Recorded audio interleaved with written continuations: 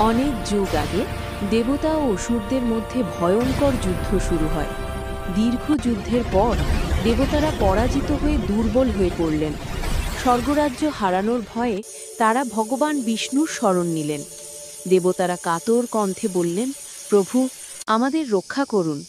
বিষ্ণু করুণ দৃষ্টিতে দেবতাদের দিকে তাকিয়ে বললেন, তোমরা আবার শক্তি ফিরে পেতে চাইলে সমুদ্র মন্থন করো। সেই মন্থন থেকে অমৃত বের হবে। অমৃত লাভ করলে দেবতারা অমরত্ব এবং শক্তি ফিরে পাবে। কিন্তু একা দেবতাদের পক্ষে এই কাজ সম্ভব নয়। তাই বিষ্ণু বললেন, অসুরদের সহযোগিতা নিতে হবে।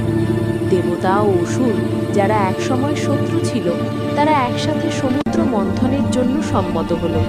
তারা মন্থন দণ্ড হিসেবে মহান মন্দার পর্বতকে বেছে নিল, আর দড়ি হিসেবে ব্যবহার করল বাসুকী নাগকে। দেবতারা একদিকে দাঁড়ালো, অসুররা আর একদিকে, এবং শুরু হলো বিশাল সমুদ্র মন্থন। সমুদ্রের জল উত্তাল হয়ে উঠল, বড় বড় ঢেউ আছড়ে পড়ল। বজ্রপাতের মতো শব্দে সমগ্র ব্রহ্মাণ্ড কেঁপে উঠল। অল্পক্ষণ পরে সমুদ্র থেকে বের হতে লাগলো একের পর এক অলৌকিক রত্ন।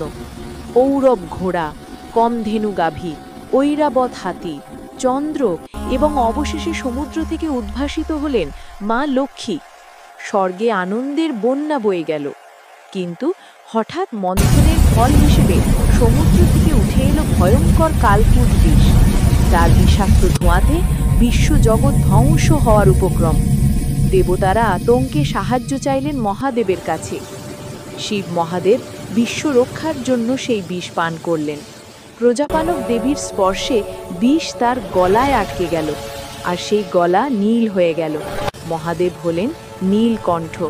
বিশ্ব আবার রক্ষা পেল। সমুদ্র মন্থন অব্যাহত রইল। তারপর সমুদ্র থেকে উঠে এলেন ধন্বন্তরী দেব, হাতে ঝলমলে অমৃতের কলস। অমৃত দেখে অসুর ও দেবতা দুজনেই লোভে পড়ে গেল। অসুররা জোর করে অমৃত দখল করতে চাইলে আবার শুরু হলো সংঘর্ষ। তখন ভগবান বিষ্ণু মোহিনী রূপে অবতীর্ণ হলেন। অদ্ভুত সৌন্দর্য ও মায়াময় হাসিতে তিনি অমৃত বিতরণ শুরু করলেন। অসুররা মোহিনী রূপে মুগ্ধ হয়ে দাঁড়িয়ে রইল, আর দেবতারা অমৃত পান করল এবং আবার শক্তি ফিরে পেল। দেবতারা পুনরায় অসুরদের বিরুদ্ধে যুদ্ধে নামল এবং অবশেষে অসুররা পরাজিত হল। স্বর্গে শান্তি, পৃথিবীতে আলো, আর সমুদ্রের ওপর উদয় হল নতুন সূর্য। এমন পৌরাণিক গল্পের ভিডিও দেখতে হলে চ্যানেলটিকে লাইক এবং সাবস্ক্রাইব করে রাখুন।